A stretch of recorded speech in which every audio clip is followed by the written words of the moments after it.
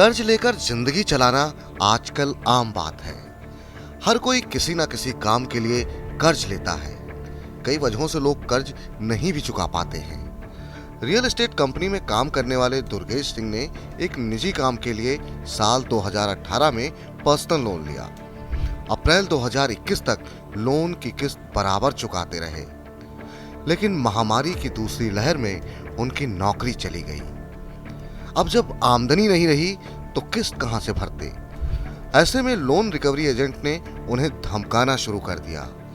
ऐसे कई मामले आ चुके हैं। अगर रिकवरी एजेंट परेशान कर रहा है तो आपके पास क्या कानूनी विकल्प हैं, इनके बारे में जान लेना बेहद जरूरी है।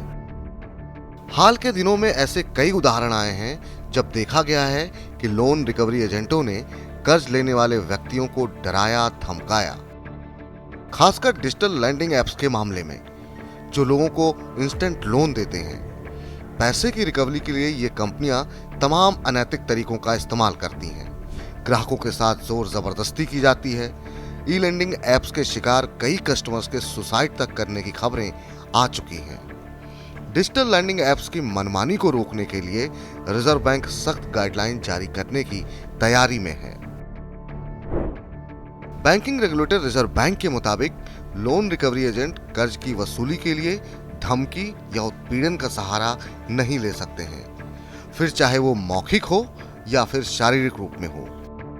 कर्ज लेने वाले व्यक्ति को बार बार फोन करना या सुबह 9 बजे से पहले शाम को 6 बजे के बाद फोन करना भी परेशान करना है।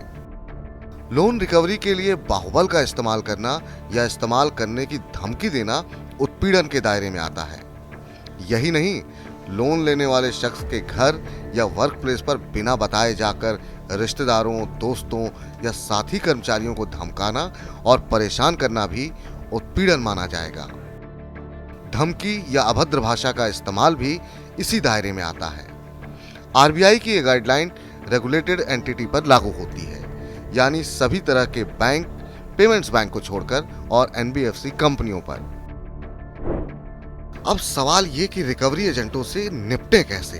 पंजाब नेशनल बैंक के पूर्व deputy general manager Suresh Bansal बताते हैं कि अगर लोन रिकवरी एजेंट परेशान करता है तो आपको सबसे पहले बैंक से इसकी शिकायत करनी चाहिए। साथ ही अपनी परिस्थितियों के बारे में बैंक को बताकर लोन रीपेमेंट की शर्तों पर काम करना चाहिए।